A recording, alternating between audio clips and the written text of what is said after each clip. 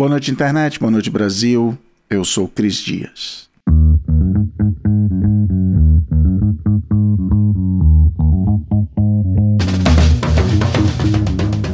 Depois de um longo dia de trabalho, mandando e-mail, escrevendo roteiro, aprovando edições, fazendo reunião, enfim, olhando para uma tela, nada melhor para relaxar do que olhar para mais telas. Pode ser na TV, mas provavelmente no telefone e muitas vezes no mesmo computador que eu trabalhei o dia todo, só que agora jogando.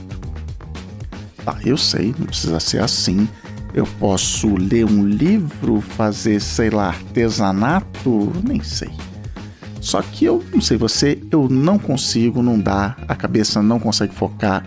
É que nada tem graça, é tudo um grande tédio.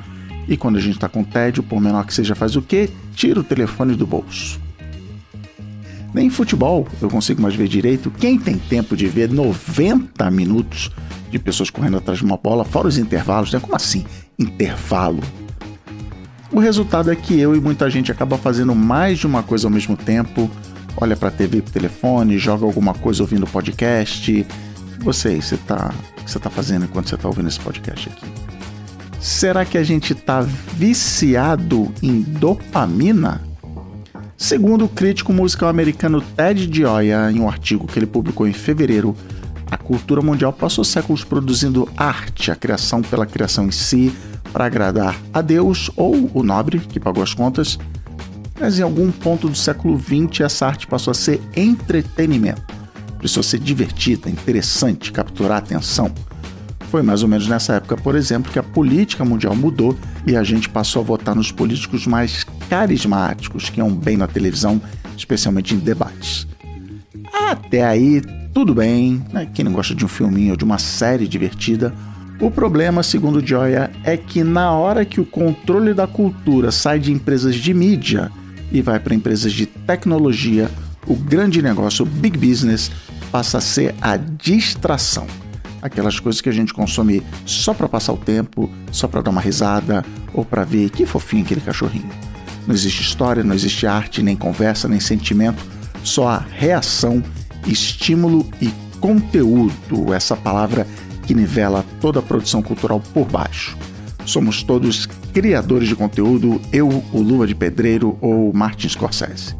Se os patronos das artes, dos Médici de Florença aos Moreira Salles do Brasil, eram admirados por usar sua fortuna em nome da arte, os bilionários de hoje são idolatrados pelo simples fato de serem ricos, porque geraram valor, inventaram aplicativos e empresas que faturam bilhões.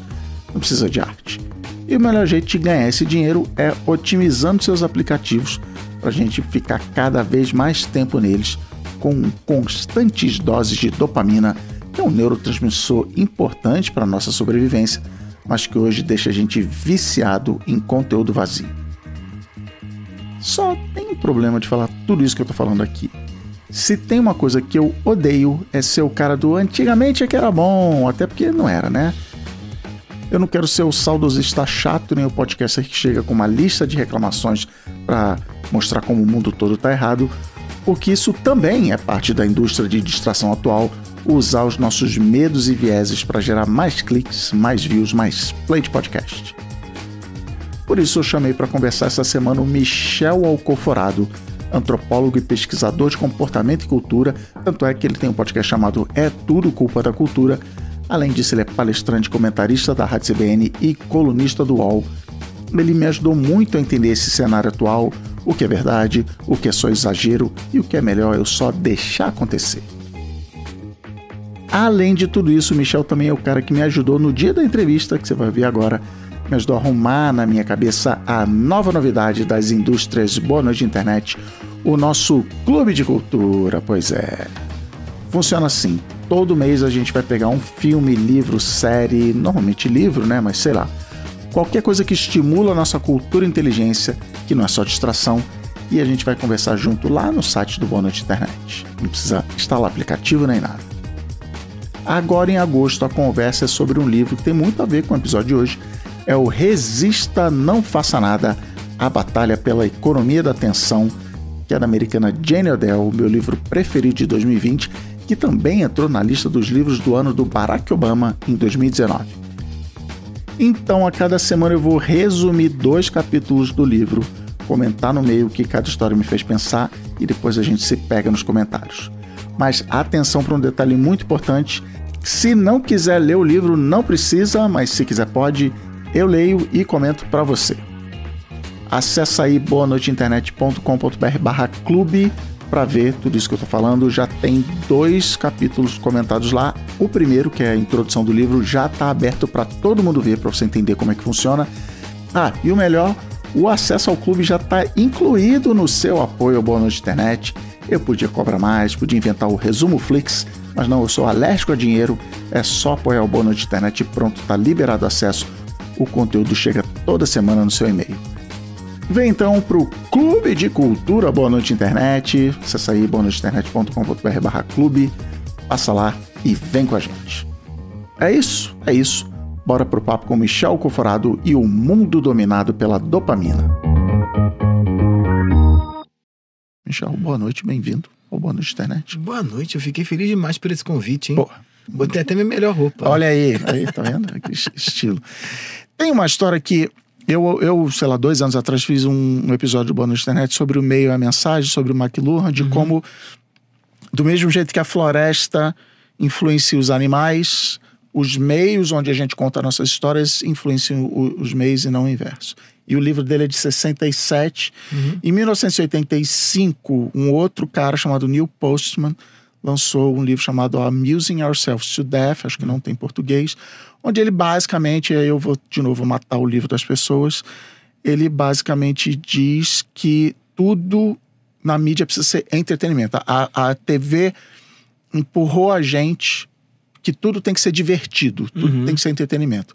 Ele entra no modo... Eu fiquei incomodado com o início do livro, que ele entra no modo antigamente, que era bom, que antigamente a gente lia e tal, mas ele tem pontos, por exemplo, ele é um dos caras que cita de que os presidentes americanos, a estatística mostra que os presidentes americanos ganham sempre o mais alto, que é o cara que fica na televisão e tal, não sei o quê.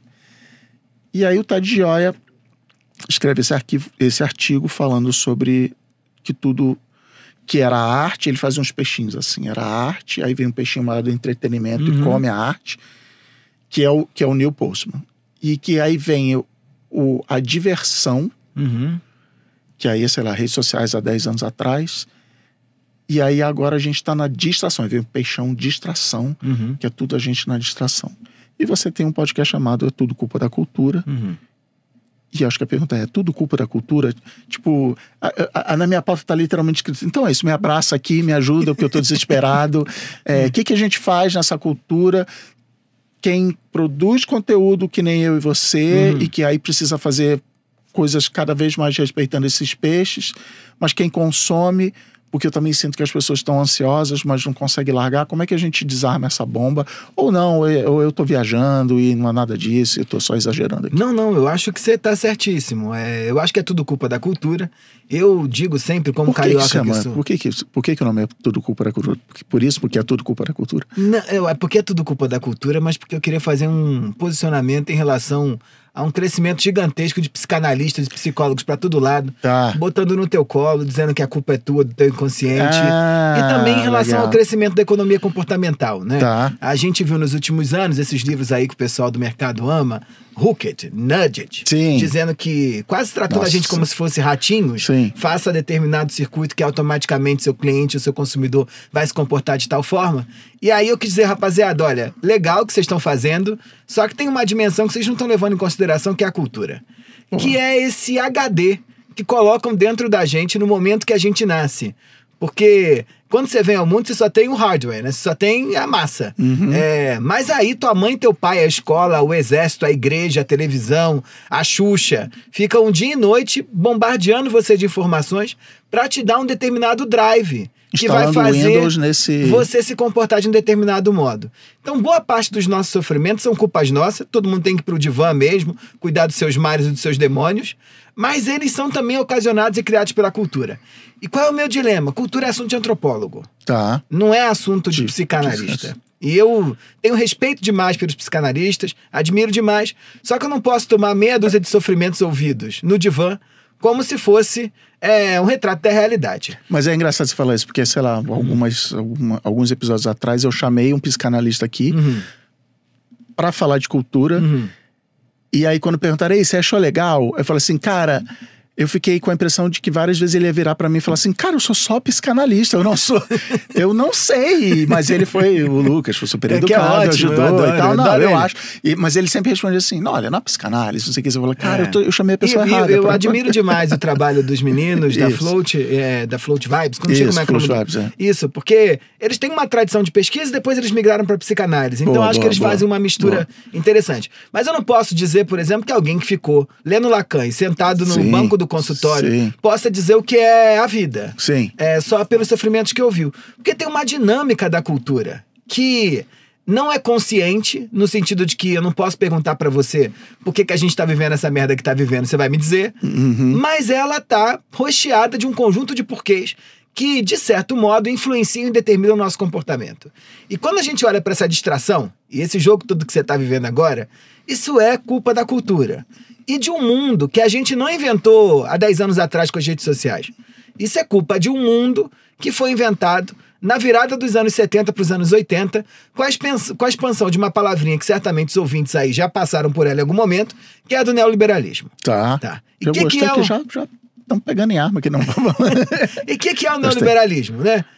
Para além do modelo econômico e do Friedman e do Armínio Fraga, ou sei lá de quem mais aí que vocês prefiram, a gente inventou um modelo ou um estágio do capitalismo onde a economia ela se entremeou pelo tecido social de tal forma que a gente começou a gerenciar a nossa própria vida tal como a nossa vida fosse uma empresa. Então o Estado passou a ser gerenciado como uma empresa, o que, dependendo da tua escolha de voto, pode ser bom ou ruim, né? Porque não vota em político, vota em gestor, aquela coisa que a gente já viu. Mas a gente começou a gerenciar a nossa própria vida. Uma coisa que o Lucas falou aqui foi, você abre as redes sociais, tem pessoas se comportando como marcas e marcas se comportando como pessoas. É isso de... E é só assim, né? Quem não se comportar como marca e marca que não se comportar como pessoa, não vai existir, né? Não é à toa que a gente tá lá postando coisinha no nosso feed, no Instagram. No LinkedIn, preocupado com o engajamento, se tá construindo marca, como é que as pessoas estão reproduzindo aquilo que a gente tá dizendo. Então, mas isso é desse modelo, né? E qual é o jogo aqui que coloca muito claro? Eu acho que tem alguns pontos que são decisivos. O primeiro ponto é um sentimento de desamparo. E aqui tô guiado pelo MC Marcinho, o funkeiro nosso preferido, que dizia, olha, não é nem melhor, não é nem pior, é apenas diferente, num funk clássico. Mas vamos entender o que é esse jogo. Um estado de desamparo. De desamparo por quê? Porque cabe a você a busca pela solução dos seus problemas. Sim. E nesse modelo, junto disso, vem uma enxurrada de gente produzindo conteúdo, dizendo pra você que tem a solução pros seus problemas. E aí, parcelado diferente... em 10 vezes. Parcelado em 10 vezes, no Hotmart da vida aí, por aí vai. Qual é o grande problema? Todo mundo que dizia pra gente o que era a vida, perdeu a importância que tinha. Então... depois da internet, ou da tecnologia, do gap que ela gerou entre gerações, não há nada que teu pai e tua mãe possam te ensinar sobre o que é amor mais. Porque se teu pai e tua mãe tiveram um relacionamento longo, eles não fazem ideia do que é um Tinder. Sim. O que é um Happn. O que é um flerte pela DM do Instagram. Foguinho. O que é um foguinho, o que é uma berinjela, né? O que é essas coisas. Então não tem mais. Então o pai e a mãe, como território de formação nesse campo dos relacionamentos, a gente perdeu. A escola, né? Eu faço pra caramba trabalho com universidades e centros educacionais e eles preocupadíssimos, e os pais mesmo, como eu convenço meu filho a entrar na universidade? Então esse modelo que vai criar isso pra gente, vai colocar no teu colo a ideia de que você precisa gerenciar a tua vida como marca, você precisa buscar todos os lucros, né? Você não pode ter perda, todo encontro tem que ter um ganho claro pra você. De que você precisa gerenciar as suas forças, seu corpo mesmo, né? Como se fosse uma máquina. Vai dar nesse mundo onde a rede social, o computador, o Tinder, só são desdobramentos, ou ferramentas que vão ajudar a gente a se localizar aí. E isso, óbvio, que está impactando a maneira como a gente vive a vida. Eu não culpo as redes sociais e as plataformas digitais por todos os males, eu acho que é um mal necessário. Eu tenho visto agora nas escolas de São Paulo esse movimento Desconecta, não sei se você já viu. Não, boa. até 14 anos você tem que proibir seu filho de ter contato com qualquer celular. Tá. Acho um drama da classe média paulistana. Não, muito, mas... Não tem nenhuma possibilidade. Acho que a escola não tem que ter celular mesmo. É isso. Na escola das minhas filhas é isso. Dentro da escola, dentro da sala de aula e tal. Mas aí você vai ficando mais velho, tá bom, entre uma aula e outra e tal, as regras Eu acho que tinha que deixar o celular na caixinha. Sabe por quê? É muito importante a gente ter uma noção de tédio. Tédio é muito fundamental na vida. E as redes sociais tiraram isso da gente, né? Porque tem um bichinho, um ursinho, um gatinho aparecendo todo momento que você fica um pouquinho mais entediado. Sim. Eu não consigo mais ver jogo de futebol. Isso. Porque, assim, nunca fui apaixonado por futebol, mas eu percebo, assim, cara, 45 minutos e nada entre aspas, aconteceu. Ontem, essa semana, eu tô gravando loucamente, Boa Noite Internet, outros projetos e tal, e aí ontem, o fim da história é que aí eu mandei eu mandei uma newsletter sobre isso, em vez de descansar. E aí eu deitei na cama, exausto, e eu falei assim, cara, eu preciso não fazer nada. Eu preciso parar aqui. E também não é dormir, assim, ficar aqui olhando pro teto, literalmente olhando pro teto. Aí fui, relaxei e tal. Aí veio um pensamento, conectou. Então, não sei o que lá.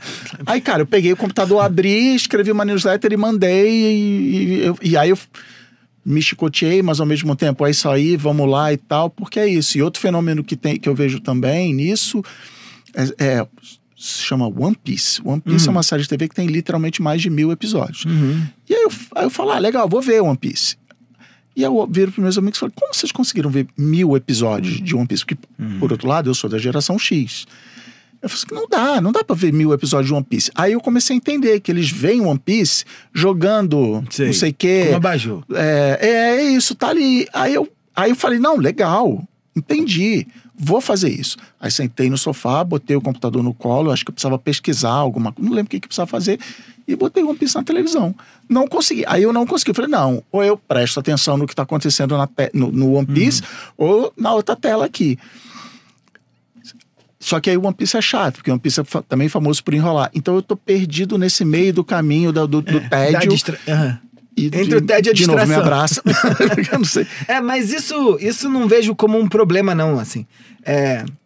Como voltando aqui no teu ponto inicial, da distração, todos os processos, todos os momentos de grandes transformações sociais, a gente termina mais ou menos assim. Tem um sociólogo que eu adoro, que é o George Simmel. Ele tem um sociólogo alemão. Ele não era muito sociólogo porque ele era um pensador. Não tinha sociologia consolidada naquele tempo na Alemanha. Mas ele tem um texto que se chama A Vida Mental e as Grandes Cidades, ou A Vida Mental e a Metrópole, depende da tradução. E ele vai falar um negócio que é maravilhoso. Ele diz assim, olha, quando os homens saíram dos campos para viver em grandes metrópoles, foi um inferno. E eu acho que a gente fica vivendo a mesma sensação agora. Quando a gente sai desse mundo analógico, com pouco impacto de estímulo, e vem para essas redes sociais, que tem todo dia um bagulho, todo minuto, 1000 informações, tá sendo um inferno. E o Simmel vai mostrar nesse texto que o processo de acostumar, né, o processo de adaptação desse homem do campo na metrópole se deu com uma transformação da gestão do cérebro. O Simmel vai dizer que quando a gente sai do campo e vai para as grandes cidades, essa quantidade de buzina, carro, gente, prédio, isso tudo, cobrou da gente um desenvolvimento de um negócio que ele chama de atitude blasé. O que é atitude blasé? É um antolho que a gente precisa para viver numa grande cidade. Se você, sei lá, vê alguém que veio do interior do Brasil e muda para São Paulo, a pessoa fica uns 15 dias meio perturbadíssimo, tendo que se adaptar. Ou mesmo, se a gente vai pra praia e volta para São Paulo, você fica perturbado. Por quê? Porque quando você tá num lugar onde não tem muito estímulo, você tem capacidade de dar sentido para cada coisa. Então você percebe, meu Deus, olha o tucano. Meu Deus, o mar hoje tá diferente. Olha que o vento tá batendo de um lugar. Sabe essa coisa que pescador sabe que a gente não consegue identificar? O mar vai chover, tá no noroeste. Porque eles, como tem menos estímulos, eles conseguem dar muito sentido para cada estímulo. Então ele mergulha em cada viagem da experiência que é viver num lugar onde ele tá morando. Quando a gente se muda para a cidade, para as grandes metrópoles, aí o começo do século XX é o da invenção das grandes metrópoles, o Simmel vai dizer, a gente é obrigado a largar disso, né? Dessa capacidade de dar muito sentido para cada coisa. Por quê? porque senão o cérebro não aguentaria, ele explodiria. A gente usaria mais do que a capacidade biológica do nosso cérebro é capaz de conseguir. E ele vai dizer, olha, os homens, eles vão desenvolver esse entolho, esse antiolho, que vai fazer o seguinte, vai falar o seguinte, olha, só preste atenção naquilo que te interessa. Todo o resto você esquece. Tá. E esse é um negócio lindíssimo, né? Porque esse simples ato da gente só prestar atenção no que interessa gera uma pasteurização da vida que vai ser fundamental para inventar a vida cotidiana tal como a gente conhece. O Zimmer vai dizer, olha, é só porque a gente desenvolveu isso, essa capacidade de não dar sentido ou tanta importância para tudo, que a gente começa a usar com muita força o dinheiro. Porque o dinheiro, eu tenho lá um processo de compra, onde pouco importa quem está me vendendo. Eu desço aqui, quero uma garrafa d'água, não me interessa quem é o dono do boteco. Lá na beira da praia, no interior do Ceará, interessa se eu compro na lojinha do seu Mané ou se eu compro na lojinha da Dona Maria. Ele vai dizer, as cidades, o capitalismo não teria se desenvolvido se a gente não tivesse feito ou criado essa capacidade de pasteurização. A gente não conseguiria contratar e mandar a gente embora nas nossas empresas. Se a gente não tivesse tratando as pessoas minimamente, apesar de você gostar de fazer caroçãozinho para elas, como números, é importante para o capitalismo. A gente não conseguiria tomar um ônibus, porque eu ficaria preso no ponto de ônibus esperando o meu motorista preferido passar todos os dias. Eu tenho que transformar tudo em bege para aguentar viver na cidade, e essa minha capacidade de transformar tudo em bege é o que vai fazer a sociedade avançar e se desenvolver tal como a gente se desenvolveu até hoje. O que eu acho que a gente está vivendo agora? A gente ainda não está acostumado com essa quantidade de estímulos que a gente está enfrentando. Então a gente está perdido, porque a gente está nesse grande fosso do cara que saiu da praia e mudou para São Paulo e não sabe muito bem como é que lida com esse burburinho de estímulos que São Paulo tem. Então o momento que a gente está vivendo agora é de cobaia mesmo. É de cobaia no sentido de vamos ver como é que a gente vai desenvolver uma nova atitude, um novo cérebro, um novo corpo para conseguir se adaptar a esse novo momento. Então a perturbação, eu acho que ela é passageira. Não sei se a gente vai conseguir ver a solução. Isso que eu ia te perguntar.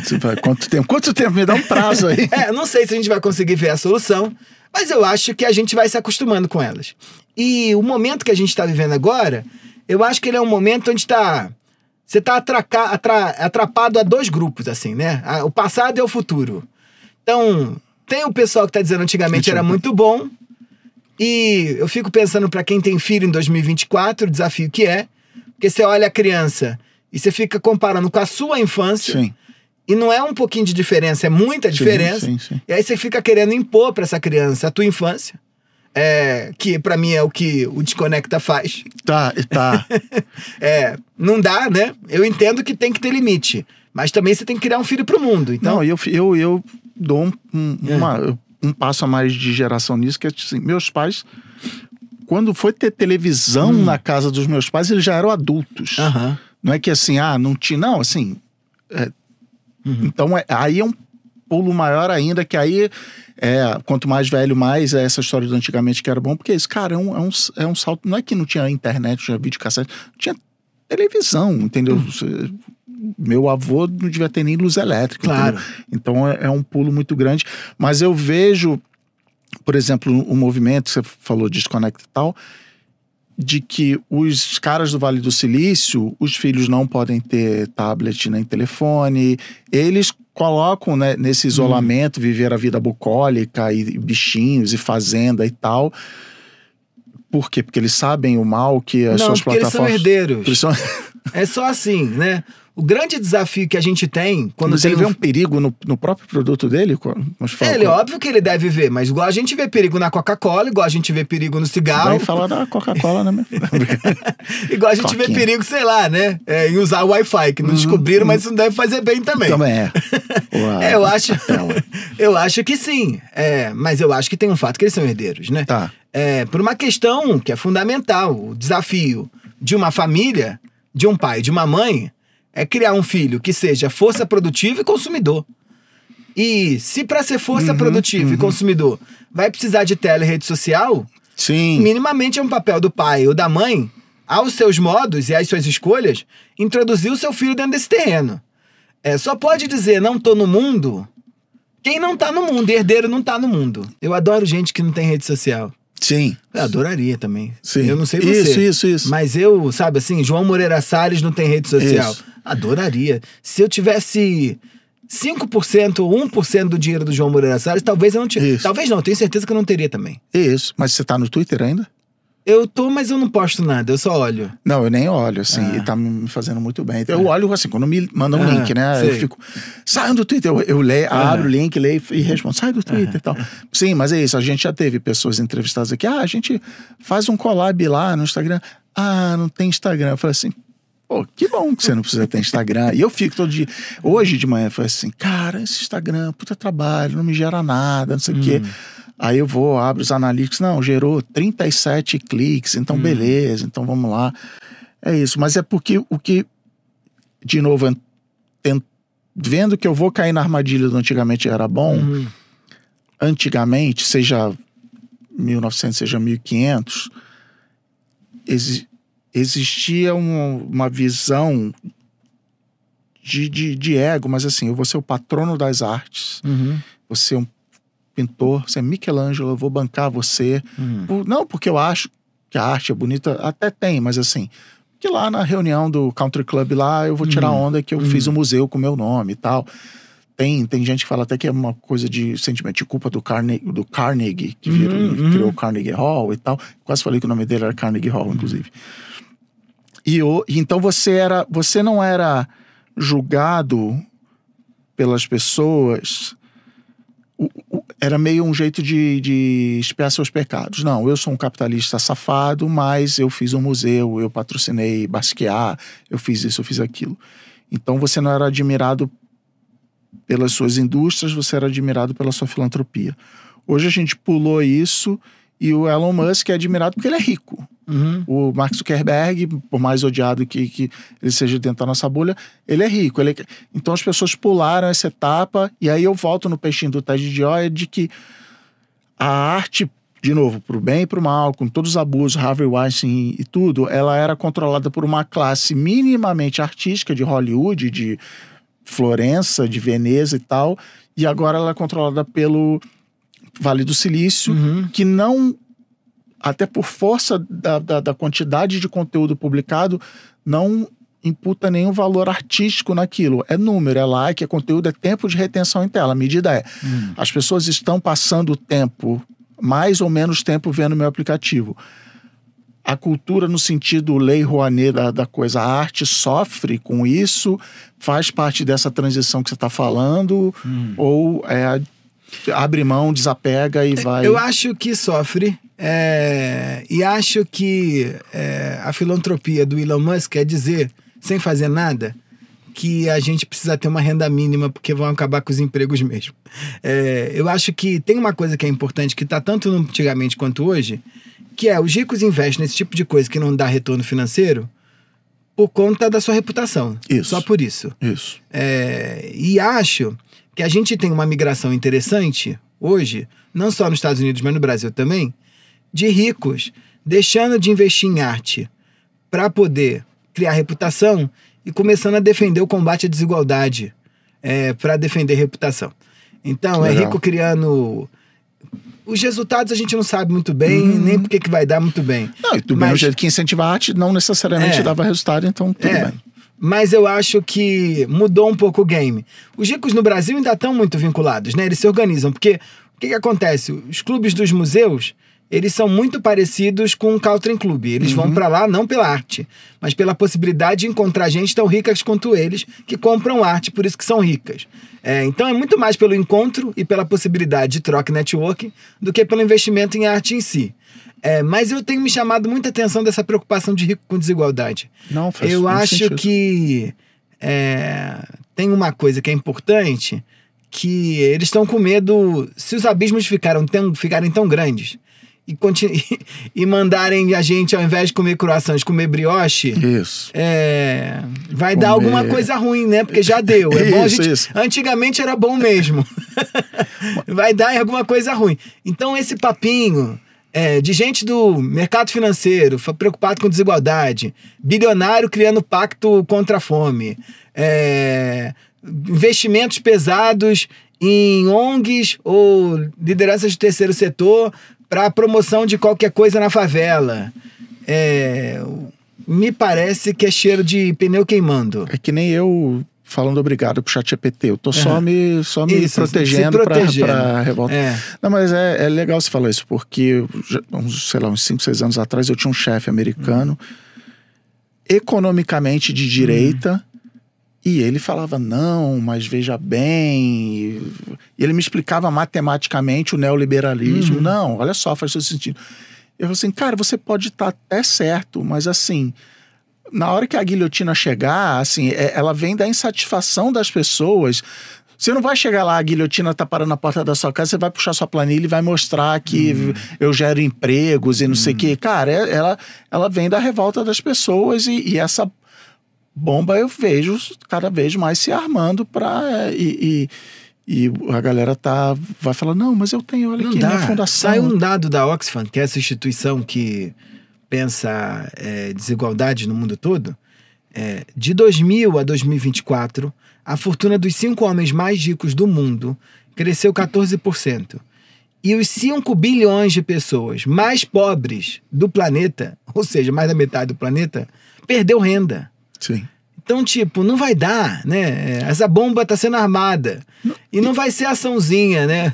De mandar a cesta básica para Paraisópolis que vai resolver. Que é o que eles estão achando que faz hoje. Que faz isso. E vai, sei lá, vai ser amigo. Mas até outro dia, até, sei lá, poucos anos atrás, não existia nenhuma empresa no mundo que valia $1 trilhão. E hoje em dia a Apple vale 3, a Nvidia outro dia valia 5, agora já vale 4,5 e tal. E é isso, e vai crescendo, e as ações e tal vão crescendo. Mas aí você falou em dado, eu lembrei de outro dado de que não só, segundo pesquisas, somos o planeta mais ansioso da história, percentual de pessoas se dizendo com sintomas de depressão e ansiedade, como no ranking, acho que de 2022, o Brasil liderava 9, eu tenho um número aqui em algum lugar, aqui, de 2017, relatório da OMS de 2017, o Brasil é o país que tem 5,8% das pessoas dizem ter sintomas ligados à depressão, que é o maior do mundo, e ansiedade 9,3%. E aí a gente fica vendo aí palestra, TED Talk, das pessoas falando, somos a sociedade mais ansiosa do mundo. Primeiro antigamente que era bom, sempre fomos ansiosos, porque eu também fico assim, não, sempre fomos ansiosos. Eu fico imaginando, na Grécia Antiga, os caras lá com as mesmas neuras que eu e tal. É só viés de pesquisa, estamos ansiosos. Não, a gente tá. A gente tá mesmo. Me ajuda, não, diz que não, mente pra mim, Michel. Diz que... A gente tá, e eu acho que a gente vai ter que saber. E aí, não falo isso sozinho, tem esses dados todos da OMS, de outros institutos, né, provando que a gente o mundo tá mais ansioso e o brasileiro é mais ansioso ainda, né? Tem um autor que eu gosto muito, que é um antropólogo indiano que mora nos Estados Unidos, que é o Arjun Appadurai. Ele tem um livro que se chama Waiting, de espera, né? Esse ciclo de espera. Tá. E ele vai mostrar como o capitalismo gosta de gente ansiosa e produz gente ansiosa a cada minuto. Tá. Ele vai falar... Não li, mas concordo. A vida digital, a vida da inovação, a vida das startups, é tipo assim, sempre. Eu te vendo essa caneca dizendo pra você o seguinte, olha, compra essa porque a próxima é melhor. Sim. Não, isso é uma frase, eu tava zoando com o Merigo outro dia, que a frase do momento é assim... Esse é o pior ChatGPT da história. Essa é a pior versão. Quando alguém vai criticar, esse Apple Vision Pro é meio zoado, né? Mas esse é o pior Apple Vision Pro da história. Ele só vai... E eu, assim, isso é um elogio? Tipo assim, eu deveria esperar, exatamente isso. E aí é uma loucura, porque a gente tá sempre comprando um presente achando que o futuro vai ser melhor. E aí, no mercado de consumo é assim que eles vendem pra gente, mas na nossa vida a gente acredita que a gente precisa ser sempre melhor amanhã. Sim. Né? Só olhar os coaches aí pra tudo quanto é lado, e só olhar, né, o teu chefe fazendo uma avaliação de desempenho, esperando que todo dia você tem que ser melhor amanhã. E qual é o ponto aqui importante?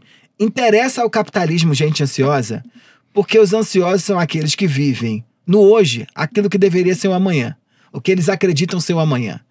Toda essa gente que a gente tá na capa dos jornais, o Elon Musk, os grandes inovadores, toda essa gente que ganha funding dos investidores, é gente que tá vendendo para os outros que sabe o que é o amanhã antes do amanhã se realizar. Então é por isso que o Uber não precisa dar lucro, né? É por isso que, sei lá, a Airbnb não sei se dá lucro, mas também não precisaria dar lucro, qualquer empresa de tecnologia. Porque ela se realiza no amanhã. E aí você cria um bando de gente que fica acreditando que vai batalhar no hoje para se encaixar no amanhã. Qual é o grande problema? A gente não sabe o que é o amanhã. Sim. Tá aí 2020, é uma inclusive, que... grande interrogação. Sim. Ao contrário do que era pro teu pai, pra tua mãe e pros gregos. Sim. Teu pai sabia que ia entrar no trabalho, se ele foi funcionário público, trabalhar 30 anos no mesmo lugar, se aposentar, cuidar dos netos um pouquinho, curtir ali um passeio da CVC pra alguma praia, nas férias com a tua mãe e morrer. Isso tava dado. Porque foi assim que ele viu desde os gregos. Sim. A gente não faz nem ideia. Se vai ter emprego, se vai existir podcast, se vão derrubar o nosso podcast, se vão querer ouvir a gente, é uma grande incógnita. Então a gente tá sempre numa ansiedade de tatear o futuro vivendo o presente. E os futurólogos, futuristas da vida aí, ganham dinheiro dizendo pra você o seguinte: fica tranquilo que eu sei o que é. Mas não tão perdidos quanto você. Eu outro dia, eu ritei no LinkedIn que saiu a notícia de que aquela loja da Amazon, supermercado da Amazon, que botava as coisas automaticamente no carrinho, eram indianos apertando o botão. E aí eu abro o post falando assim: é por isso que eu nunca vou ganhar dinheiro dando palestra de futurologia e inovação. Porque quando eu vi essa história lá atrás, eu falei, tá mal contada essa história, deixa pra lá. E no movimento zen, não me irritei e tal, falei, deixa pra lá.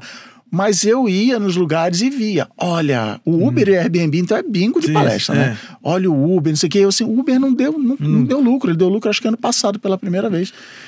Mas é isso, estão vendendo amanhã, mas aí, podia estar fazendo palestra aí e ganhando dinheiro, mas... E aí qual é o dilema? Ou você é ansioso ou você não existe. Mas não, eu não aceito essa resposta. Eu quero a cura, não quero ser ansioso. O que eu faço? Tem duas soluções. Um outro grupo que a gente vai inventar quando você não é ansioso, que a gente observa a beça, é o que eu vou chamar dos entediados. O que são os entediados com a vida? É o fulano que já entendeu que é uma loucurinha você ficar vivendo no amanhã sempre.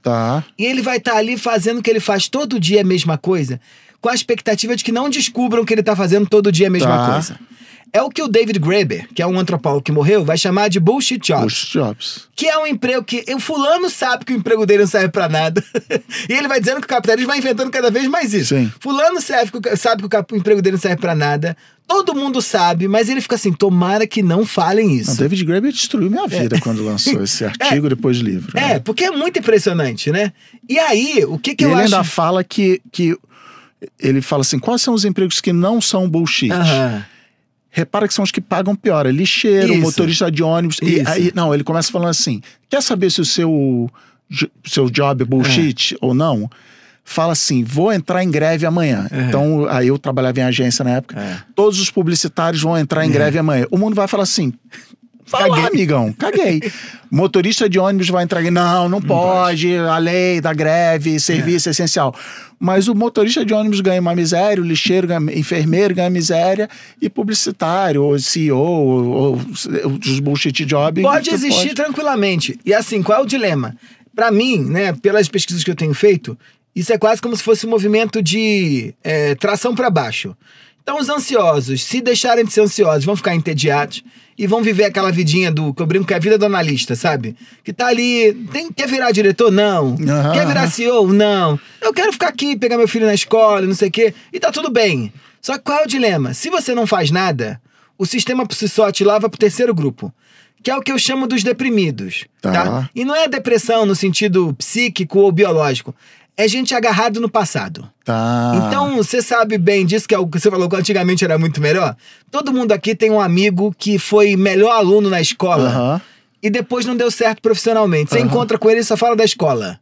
Ou todo mundo tem aqui publicidade... Você tá resumindo minhas viagens ao Rio de Janeiro como um todo. Ou é que era bom aluno, ou que era bonito, ou que era atlético, e era pegador e tal. Na publicidade mesmo, né? Você chega lá e fala assim, putz, a agência X era maravilhosa.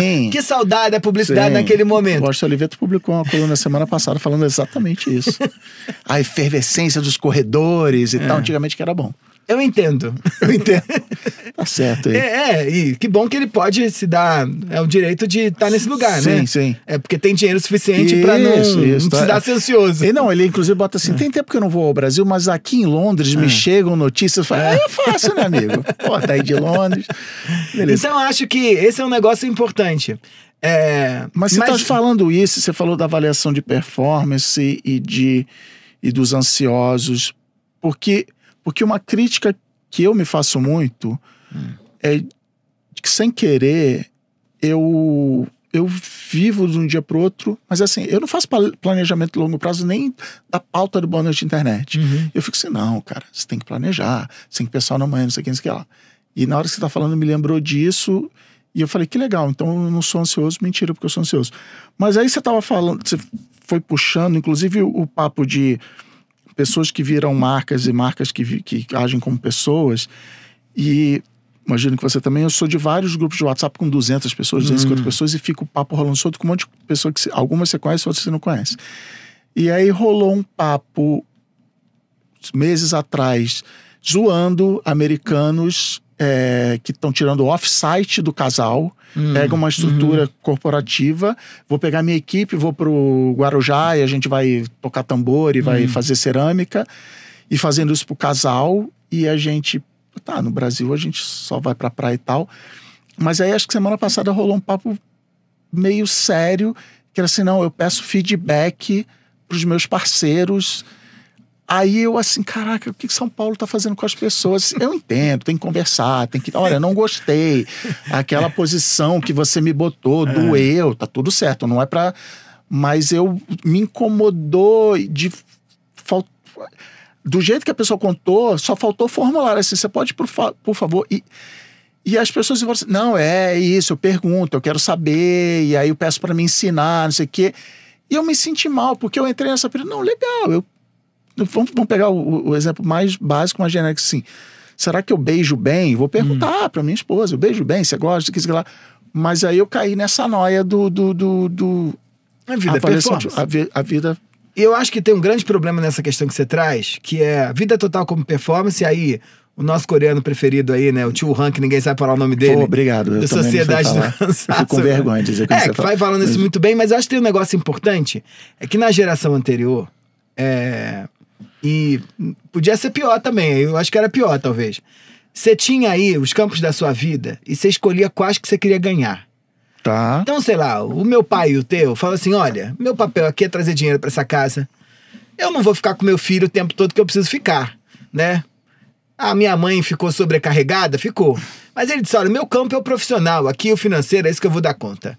Minha mãe falou talvez, olha, por conta da cultura também, do patriarcado, de tudo. Olha, vou abrir mão um pouco da minha vida profissional, não vou tão longe, mas eu vou No caso, a minha mãe abriu 100%, ficou em casa. Vou cuidar da família, do filho, vou ser mãe, sei lá o quê. A gente apostava em 2 ou 3 cumbucas pra poder ter sucesso. Agora você quer apostar em todas. Você quer ser rico, você quer ser bem-sucedido, ter tempo pra ir na academia, ser gostoso, bom ser pai. feliz, bom pai, bom marido. Não vai dar. Não vai dar. E aí, pra mim, vem esse sentimento de distração que você colocava, né? Que a gente fica apostando em todas as cumbucas. Sim, e você falando isso me lembra também de outro problema que eu me pego quando eu tô publicando stories. 99% dos meus stories são republicações. Tá. Né? Que legal, que meme engraçado e tal. Que é outro fenômeno das redes sociais, que vem um post de um gatinho fofinho, aí depois vem bombardeio na Ucrânia, aí depois vem coach, motivação. É uma mistura, mudando de canal o tempo todo. Eu não pego, no Jornal Nacional, bem ou mal, tem o bloco. Agora futebol. Comercial. Agora Brasília.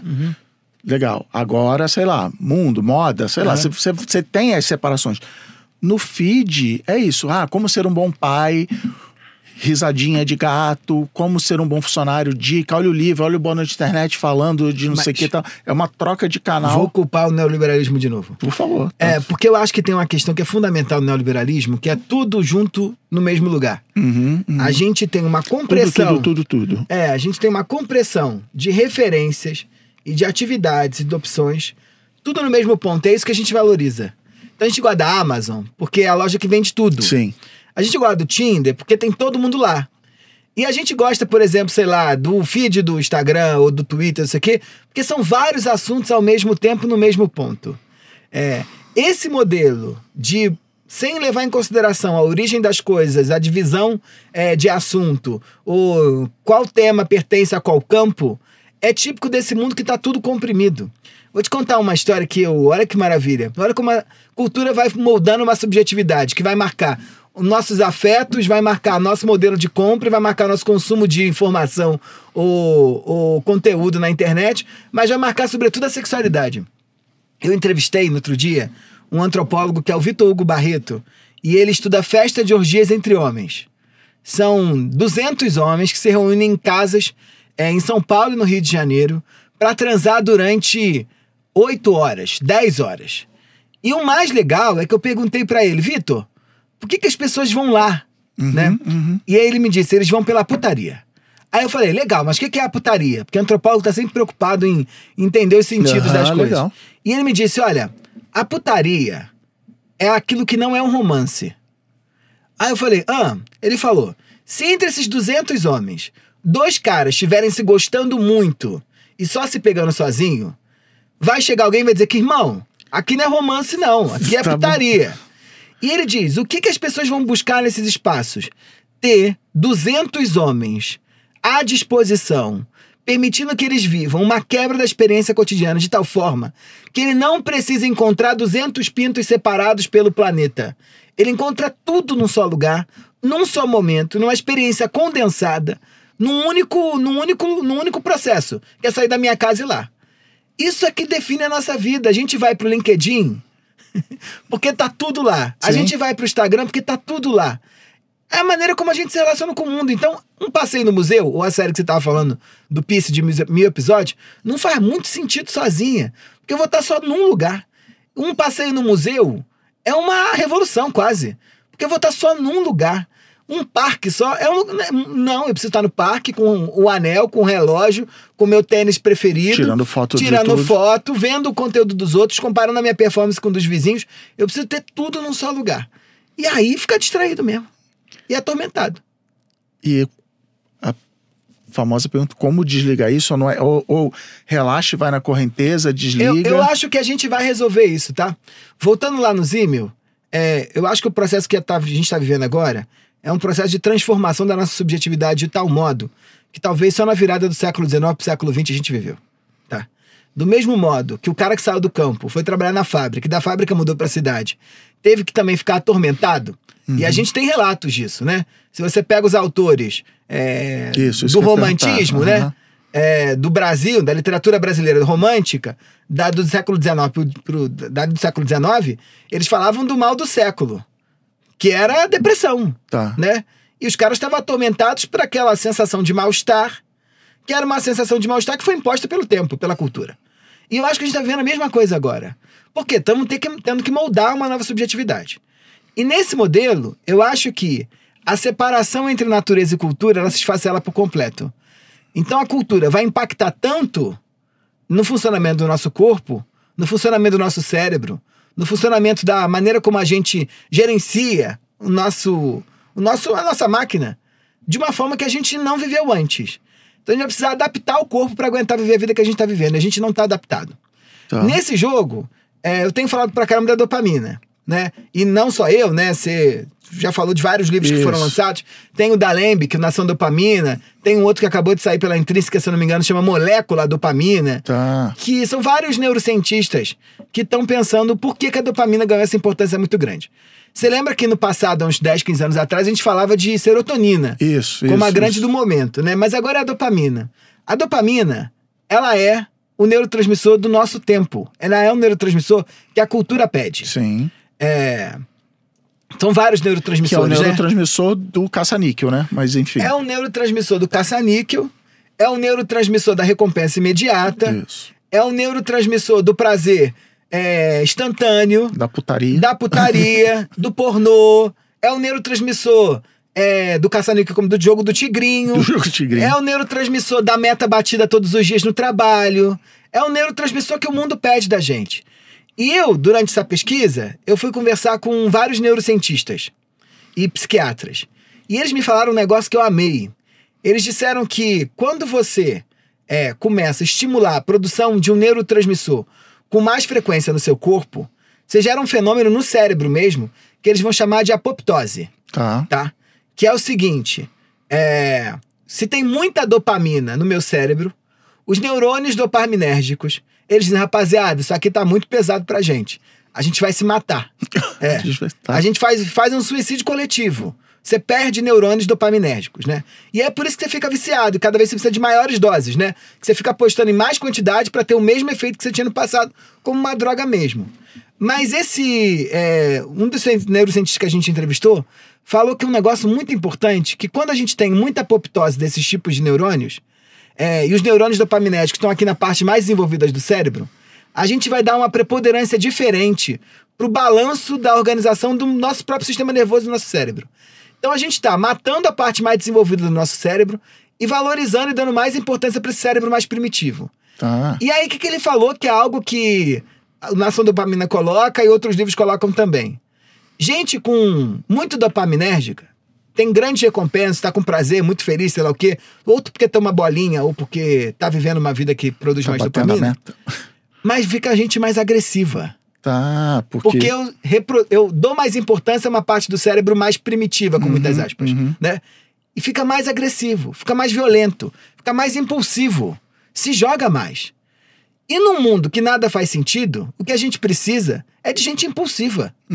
É de gente que se joga. É de gente agressiva na busca pelas próprias metas. É de gente que tá afim de estar fazendo. Então o que é o jogo que eu tô querendo dizer aqui? É que a dopamina, ela se transformou no neurotransmissor do momento porque ela vai ajudar a gente a inventar uma nova subjetividade mais adaptada para o mundo que a gente vai viver. Do mesmo modo que a atitude blasé, no século XIX, ajudou aos homens daquele tempo saírem do campo e morar na cidade. O que a gente precisa hoje, que o neoliberalismo quer, as redes sociais querem, o mundo quer, é gente que se joga. É gente que se satisfaz com pouco. Não vai dar pra comprar casa na praia ou apartamento em São Paulo. Talvez você só quer uma noite no Rosenwood. Você só quer bater a meta do Uber do dia. Você só quer bater a meta do Uber do dia. Às vezes não vai dar pra, sei lá, entrar no navio e ficar 3 meses viajando como os herdeiros do passado fizeram. Às vezes você só quer um voozinho. Não, mas eu tô adorando no sentido positivo a tua resposta, mas eu tô preocupado que eu tô lembrando de um dia que eu acordei e eu tenho um fluxo muito comum, eu até falo muito dele, que é eu acordo, tomo café, espero uns 15, 20 minutos a cafeína bater e escrevo. E sou muito feliz nesse espaço de tempo. E num desses dias eu escrevi um post no LinkedIn que não tinha nada a ver nem com podcast nem nada, e esse post foi um sucesso. Em poucas horas eu vi que esse post foi bem. E aí me bateu a sensação de que, bom, acabei meu dia. Tá bom. Hoje foi um bom dia. Eu não, cara, eu tenho reunião para fazer, eu tenho roteiro de podcast. Esse não é o meu trabalho. Eu encaro, a gente tava até falando disso, que a gente precisa de rede social. Eu encaro os posts do LinkedIn como um marketing pessoal, não acho uma inutilidade, Instagram e tal. Mas o meu trabalho meu compromisso, nem chamar de trabalho, eu tinha compromissos de reuniões e roteiros e edições e aprovações e tal. Mas na minha cabeça falou assim, cara, pode ir pro shopping, pode ver One Piece, porque você já bateu a cota fez o que de tinha hoje. Que fazer. E você tá falando isso e tu tá me lembrando que a dopamina bateu, a luzinha acendeu do caça-níquel de 3 limõezinhos, beleza, você fez o post de sucesso do dia, acabou já. E olha que importante, eu acho que nós que vivemos um outro mundo, a gente é um pouquinho mais atormentado, ou tem mais noção do tormento do que os mais jovens, né? Sim.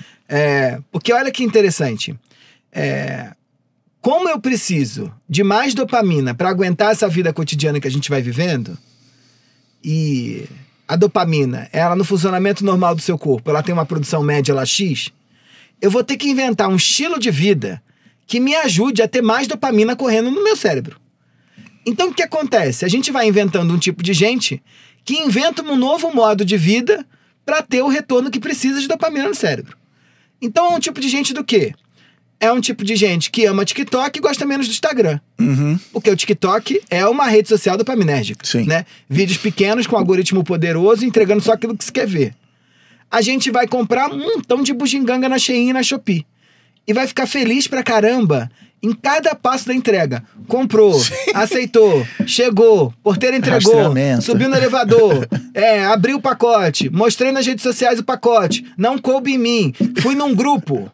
E no grupo eu disse, gente, não coube em mim, quem quer? Alguém comprou, a pessoa foi e pegou.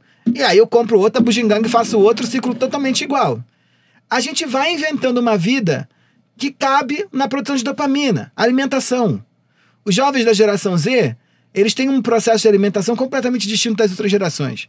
Primeiro ponto é que comem snacks e amam. Uhum. Não tem esse drama do milênio, chatinho da Vila Madalena. Ai, meu Deus, de Pinheiros. Couve frita. Ai, isso, é orgânica, não é orgânica, é hot yoga, não hot yoga, não.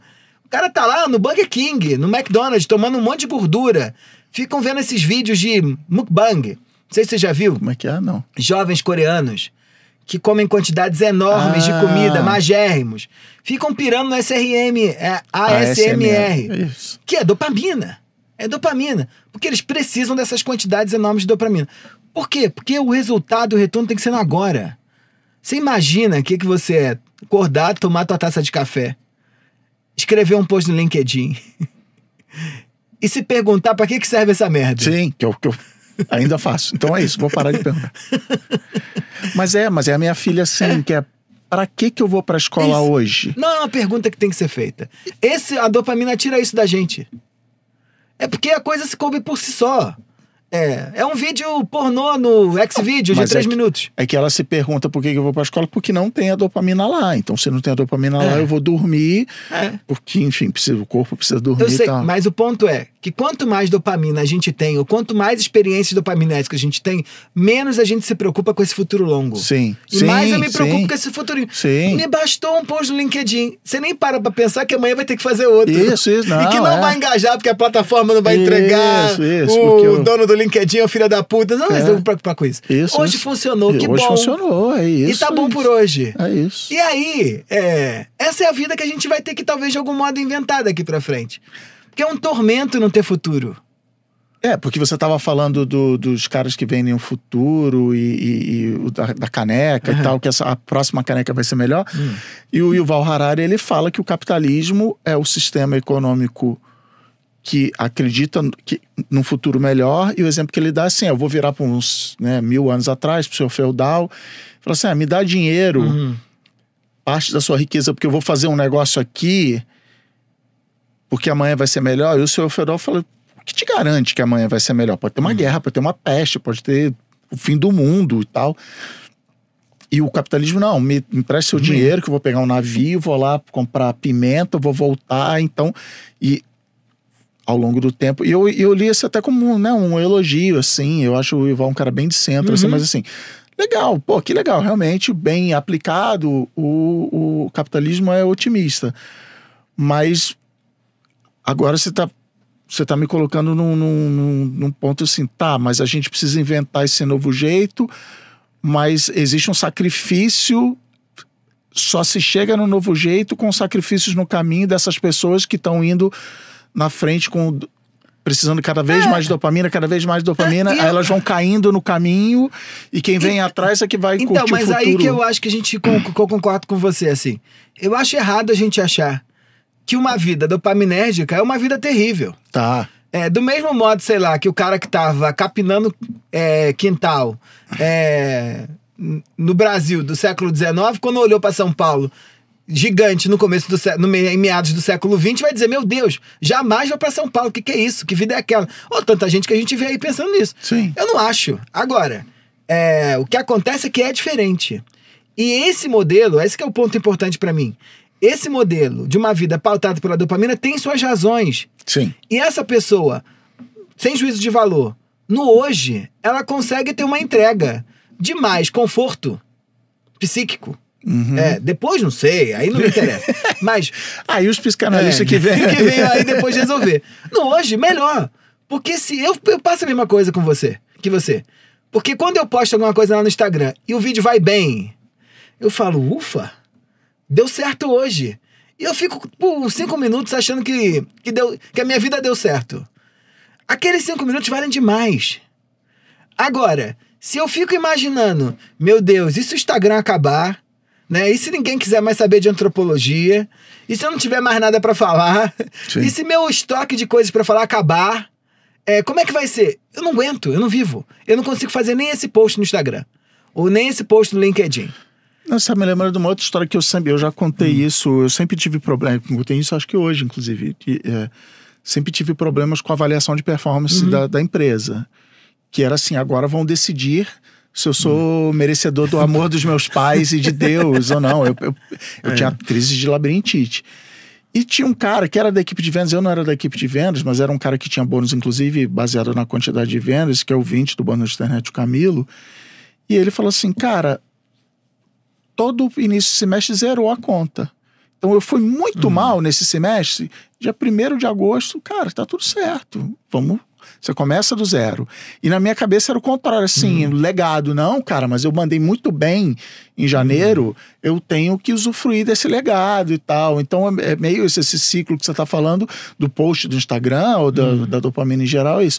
Cara, que legal, o post de hoje foi bom. E o de amanhã? Cara, amanhã é amanhã. Já deu o Shogun lá, amanhã é amanhã. Amanhã eu me preocupo com isso. Cara, isso é muito legal que você tá falando, porque eu fico pensando nesse fenômeno que... ficam vendendo por aí do day trade, né? Sim. Que são esses jovenzinhos, ou mesmo gente da classe média, que acha que a vida é poker, né? Sim, que eles vão poder abandonar o chefe ou o carro do Uber e ficar brincando de investidor com meia dúzia de reais. E é day by day, né? Sim. O nome do bagulho é day trade. Day trade. É day by day. Ele precisa terminar no dia que você começou, senão você paga imposto, taxa. A vida do Uber é day by day. A vida do iFood é day by day. A vida de um freela... Sim. Que é o que todo mundo de algum modo vai virar. É total isso. E aí talvez esse seja o novo mundo. Porque se o mundo tá mais acelerado, eu preciso lidar com a unidade do tempo menor para conseguir minimamente ter algum controle. De horas. O controle é da hora, o controle é do post, sim. O controle do que você comeu agora, como dizem as nutricionistas, né? Não é da sua alimentação, do que você comeu agora, o que eu fiz hoje, do café que eu tomei agora. É uma vida do retorno no agora. E o quanto disso você pessoalmente vive disso? Tudo. Você entrou de cabeça nisso aí? Eu vivo tudo, igual você. Não, mas eu fico evitando. Eu boto o pezinho na piscina, ela tá gelada e eu volto. Mas você não, você aceitou e falou, é assim, vambora. Eu acho que tem um negócio pra mim que é importante, é que você tem que encontrar... como é que você vai negociar com esse negócio que tá dado? Eu sempre tenho isso, assim. Pra mim, é aquele poema do Drummond, assim, a pedra tá sempre no meio do caminho, como é que a gente vai lidar com a pedra? O game é esse, como é que eu faço, tá? Eu entro na loucurinha e preciso parar. Eu entro e saio, e saio. E o que eu entro e saio? Eu viajo. Ou eu vou pra minha casa do mato, fico lá escondido, escrevendo com outras coisas. Que é o que a Anilec chama de, como é que é? Jejum de dopamina. Jejum de dopamina. Ou eu tenho a sorte, por exemplo, de ter alguém que me ajuda nas redes sociais, e aí eu gero meu conteúdinho, e tem dia que eu não tô afim nem de ver quanto deu de retorno, se o clique foi bom. Às vezes eu entro na loucurinha, às vezes eu não entro. Acho que a gente que não foi treinado dentro desse game vai ter que ficar fazendo isso, assim, um pouquinho de droga, um pouquinho de salada. Pra aguentar. Eu também tenho dias que eu olho pra cima e falo, não aguento mais. Eu sento no divã pra reclamar. Assim, a análise tá indo ótima, tô avançando pra caramba. Mas aí eu deito lá pra dizer, não aguento mais. Eu não aguento mais, eu só preciso parar. Então eu paro. Pra mim, uma semana me basta de viver outra vida, vou andar na praia, não quero saber de ninguém, ponto. Deixo lá o personagem funcionando. Tá. Mas fujo e volto. É o caminho que eu encontrei, porque não conseguiria também viver a full, porque leva à exaustão, né? Isso. E pra mim a exaustão, ela não é da exaustão física e psíquica. É porque quando eu acho que um burnout, ele não é um processo só de exaustão físico e psíquico. Ele é um processo de exaustão porque o indivíduo, inconscientemente, se dá conta que esse game não leva em lugar nenhum. Então ele perde toda a carga de sentido que essa fórmula traz pra gente. E aí ele diz, chega, né? Chega, o corpo fala, chega. Talvez, será que eu vou fazer essa conta? Se eu tive o meu burnout no ano que eu li o David Graeber lá, talvez tenha sido isso. Falei assim, cara, é isso. Eu ficava literalmente olhando pro teto e preocupado e tal, mas é isso. Mas tem também o que o coreano-alemão lá fala, de que é a gente chicoteando nós somos os capatazes. Não, tem que performar. Olha o cara no Instagram, olha esse link aqui. O Michel tem mais seguidor do que eu, tem que correr atrás. Então, isso eu acho que a gente não vai conseguir se livrar, não. Isso não acho que vai conseguir se livrar, não. Acho que o chicote tá dentro da gente. E aí eu acho que é análise, né? Tem que buscar vamos trazer os psicanalistas aqui. Volta, Luca. Eu acho que é análise, porque não vai dar. Né? Porque a cultura, e o Tio Han faz isso lá, sei lá qual é o nome dele, no Sociedade de Cansaço e nos outros tantos dias, faz com uma beleza, uma maestria gigantesca, que é isso mesmo. A gente internalizou o chicote, o capataz, né? A gente botou dentro da gente, a gente é agora. Tanto que ele fala que a doença mental lá dos românticos era externa, era loucura, era o cara que saía na rua falando besteiras, e agora ela é interna. Você implode e você fica deprimido, você fica... E pra mim são doenças que são produzidas pela cultura. Sim. Porque é um senso de inadequação completo, de não pertencimento, que é o que a gente vive. Sim. Eu vivo num mundo que eu não entendo mais. Sim. Só que, por exemplo, a minha avó tem 95 anos, ela vive num mundo que ela não entende, mas ela tá no game, assim, final do game. Ela diz, olha, legal a vida que vocês estão vivendo. Vai aí, lúcida, tá super lúcida, mas assim... Um dia ela me perguntou, WhatsApp e laptop é a mesma coisa? Aí eu disse, vó, não vai dar pra explicar, porque eu tenho que voltar na pré-história. Tá tudo bem, vambora. Agora, você imagina o medo que eu acho que é o nosso maior temor. Porque a minha avó, com 95, se aposentou, sei lá, com 60, ganhou a pensão do meu avô que morreu cedo. E ela disse, tô aqui, fora do game, brincando pelas beiradas. A gente, né, perdeu uma coisa que era fundamental... que a gente ia morrendo socialmente do mesmo modo que a gente morria biologicamente. Tá. Então, você morria socialmente, se aposentava, saía do game. Isso. Junto com o seu processo de falência do corpo. Tá. Qual é o grande drama hoje? Você morre socialmente, estando vivo. Porque você vai na academia todo dia, corre 25 quilômetros, não quer morrer, quer viver 120 anos. E não tem pior morte do que a morte social. Essa não, porque você morre sabendo que morreu. A outra você não morre sabendo que morreu. E você tá juntando isso com o episódio anterior do Bônus de Internet, que é sobre etarismo, de que você não quer morrer socialmente. Você diz, não, eu quero continuar trabalhando, por quê? E aí que é uma loucura. Porque, de novo, é esse jogo de uma sociedade que diz que a gente tem que ser produtivo até o último minuto. Isso. Pra achar que tá vivo, né? Pra ter sentido próprio. Pra ter sentido próprio, quem né? sou eu? Pra ter sentido próprio. E isso, pra mim, eu acho que é o grande game, assim. Pra mim, a grande dificuldade que eu e você vivemos é que a gente foi treinado pra correr maratona. E agora é 100 metros. É 100 metros a cada minuto, dia, sabe? Não é todo dia, várias vezes ao dia. Nossa, sim. Sem saber, né? Se esse monte de 100 metros vai te garantir alguma coisa. Sim, pois Porque não tem a Olimpíada, sabe? A cada 4 anos que você ia lá e correu tantos 100 metros, você ficava bom nos 100 metros. Não, é correr 100 metros por dia. E é muito difícil pra gente, porque o pai da gente disse que a gente tinha que entrar em boas universidades pra conseguir um bom emprego. Tinha que falar inglês pra poder ficar dentro do mercado de trabalho. A gente acreditou, né, que era possível pré-Tinder ter um relacionamento que durasse, né, dentro das lógicas do amor romântico pra todo tempo. A gente achou, né, que os filhos, depois de maduros, iam voltar pra dentro do lar pra ajudar a gente a criar, dar conta da velhice. Isso tudo acabou. E colocaram outras coisas como satisfação no trabalho. Você tem que se encontrar no trabalho e tal. Que isso, no Bônus de Internet sobre satisfação no trabalho, eu falo isso. Meu pai, literalmente os guias profissionais da época do meu pai falavam de segurança no trabalho. Você vai entrar na empresa e você nunca mais vai sair. É esse emprego que você tem que procurar. E agora é assim, não, você vai se expressar, você vai não sei o que, você vai crescer. Aquele que a pessoa fica a vida inteira lá é horrível, porque leva preguiçosos, acomodados e tal, enfim. Que é uma loucura. Eu acho que é muito sério isso. Satisfação no trabalho é uma palavra que é uma contradição em si, né? Mas... A gente perdeu isso. Trabalho é trabalho. Trabalho não é bom. Se fosse bom, era férias. Mas você acha que a cultura atual, as pessoas sabem disso ou estão buscando a satisfação no trabalho? Não. Eu acho que a gente tá comprando a história do departamento de RH. Isso. É o que você... É o seu trabalho. Isso. Qual é o problema? Perfeito.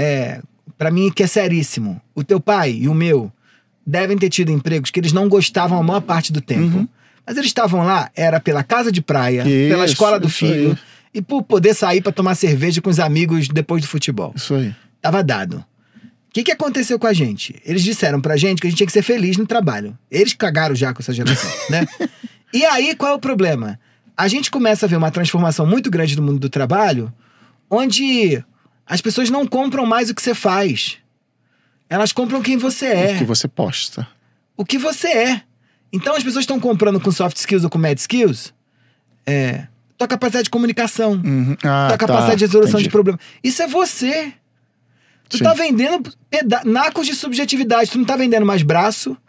Tu não tá vendendo diploma. Porque o ChatGPT tá automatizando ou o braço mecânico da Volkswagen, ou o ChatGPT Tu não tá vendendo diploma também, como a gente acreditou que vendia, né? Porque à toa que a gente fez curso da com pau. Isso. A gente tá vendendo agora a gente. E é muito grave.